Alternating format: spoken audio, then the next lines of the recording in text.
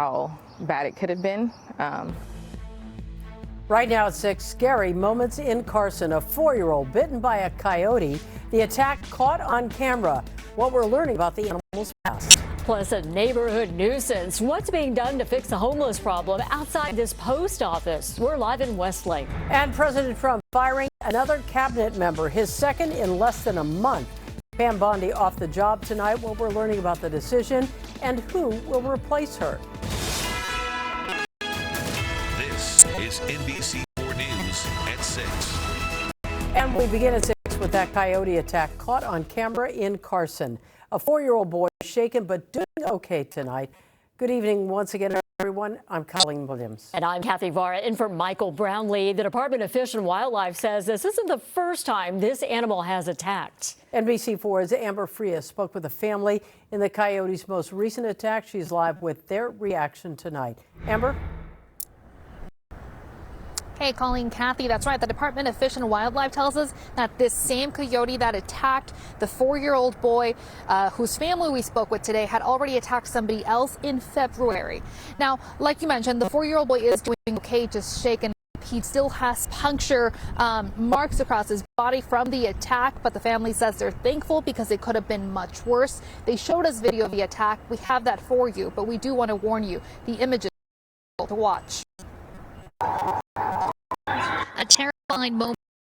A 4-year-old is playing with a stick behind his mother's car when suddenly a coyote runs up behind him, knocking him to the ground. You can hear his mother scream, scaring the coyote away before she rushes in, grabs her son, and pulls him to safety. I was so scared because I know how bad it could have been. Solomon suffered several superficial puncture wounds. When we asked him about it, he kept it simple. Today, he's back at his grandma's home where it happened, wearing a Superman shirt, a small sign of the bravery his family says he showed. He's such a wonderful, happy kid. I just want him to stay like that. I don't want for this to taint, I just want him to be a kid and to be happy and to feel safe. Stephanie Fields says he was being dropped off at her home when the attack happened Tuesday morning. It's obviously been lurking around, hiding somewhere, because it just felt like it came out of nowhere. The California Department of Fish and Wildlife says the same coyote attacked another person in Carson in February. And they say they are investigating 2 other coyote attacks in the last week, one in Gardena and the other in Carson, also involving a child. Given that a coyote's range is between around 4 to 15 miles, it is very possible that this could all be one coyote. Court clopping with the California Department of Fish and Wildlife says coyote activity tends to increase this time of year during mating season and again in the fall when young coyotes begin venturing out. Which results in coyotes, oftentimes these juveniles that don't really know better, wandering into more populated areas. Meanwhile, Solomon is recovering, but his family hopes no other child has to go through this. I don't understand why it takes something like this to happen. They're urging officials to do more and parents to stay alert. And the Department of Fish and Wildlife says they have people going out every night looking for this coyote. But while they find it, they urge people to not leave food outdoors. That includes pet food, and to secure their trash cans to make sure nothing is spilling over or being knocked over. For now, reporting live, Amber Frias, NBC4 News. Developing in Pomona, we have learned one of the people killed in a pursuit crash was a pregnant woman. Pomona police say a domestic violence call escalated into a pursuit last night. Officers say the driver slammed into a car near Gary Avenue and County Road. Both people in the car were killed. Their names are not being released. 31-year-old Marshall Judson was arrested and faces several charges, including vehicular manslaughter and DUI. And now to our other top story tonight. Former Attorney General Pam Bondi is vowing to continue to fight for the Trump administration even after she was fired. Bondi has faced backlash for her handling of the Epstein files, with the president apparently unhappy she hasn't had more success in prosecuting his political opponents. NBC4's Conan Nolan has new reaction from both sides. She's out. Pam Bondi let go by President Donald Trump today as Attorney General of the United States. The president posting on Truth Social that Bondi did a tremendous job and will be transitioned to an important new role in the private sector. I, Pamela Bondi, do solemnly swear. Bondi, the former state attorney general in Florida, had long been a loyal ally of President Trump's. Just yesterday, she was with him at the Supreme Court and for his address to the nation.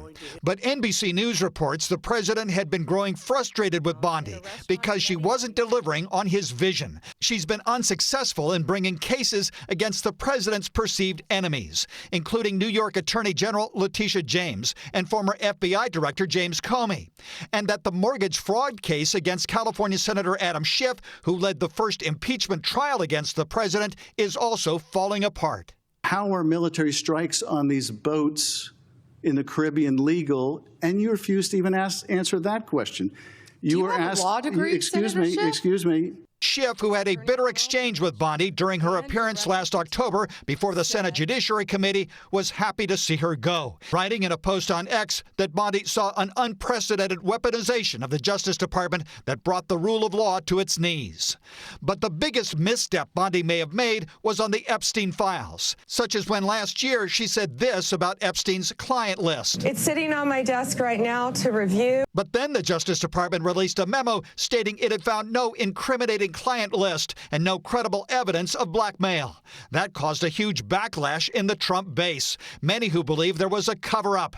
It also cast renewed scrutiny on Mr. Trump's one-time friendship with Epstein. I call it the Epstein hoax. Bondi was scheduled to testify in 2 weeks before the House Oversight Committee on the Epstein probe.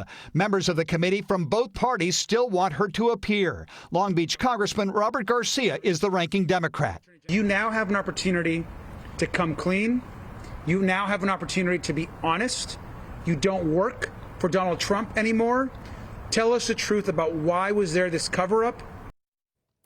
Pam Bondi sent out her own statement thanking the president for having appointed her, saying it was the honor of a lifetime and that she would continue to fight for President Trump and his administration. Todd Blanche, Mr. Trump's former personal secretary and now the assistant attorney general, will take over the position on an interim basis. So it's been a rough several weeks for women in the cabinet. First Kristi Noem and now this. And there's more. We learned today as well, Defense Secretary Pete Hegseth has asked the Army's top general to retire early. What does that tell you? He has let go a number of staff. Now, this chief of staff in the Army, he was appointed by Joe Biden. Usually it's a 4-year term, so he was going to be out by, I think, 27. And there are lots of people. If you're appointed by Joe Biden, you're already suspect in this administration. Some had suggested that there was a punishment that was being wielded out to those helicopter pilots who flew by Kid Rock's house. Mm-hmm. They said that is that shouldn't have happened. It was improper. Pete Hegseth removed that suspension and said it was all fine. Some have suggested that had something to do with it. Not sure if it did, but obviously the Pentagon and the Secretary of War says he wants a different approach to the Army. So yeah, they were displeased. All right, yeah. Thank you. Our coverage of Bondi's firing continues on air and online right now on NBCLA.com. More on what local Congressman Robert Garcia had to say about her removal. Right now, looking live from Long Beach, meteorologist Melissa McGee has a look at your First Alert forecast. Hi there, Kathy and Colleen. Yeah, we're looking at a beautiful picture outside of Long Beach. We had a lot of sunshine today, more of that onshore flow, but things are going to be changing as we head into our weekend. We'll start to warm it back up with high pressure returning. We've got the Santa Ana winds that will be the culprit for that. Right now, we've got numbers hanging out in the 60s along the coast and the basin, even inland. We had those winds today, allowing for those clouds to kind of bank up against the mountains. That's going to be changing as we head out tomorrow. So a wind advisory has been posted, primarily a westerly wind this evening, but it shifts to the north, then eventually the northeast as we head into our Friday. That's really going to warm us up. So wind advisories and high wind warnings have been posted. In some spots, we've got winds up to 65 miles per hour, but that brings in the warmth this weekend. We'll talk about it coming up with your First Alert forecast. Colleen, back over to you. All right, Melissa, thank you. A mother of 3 now struggling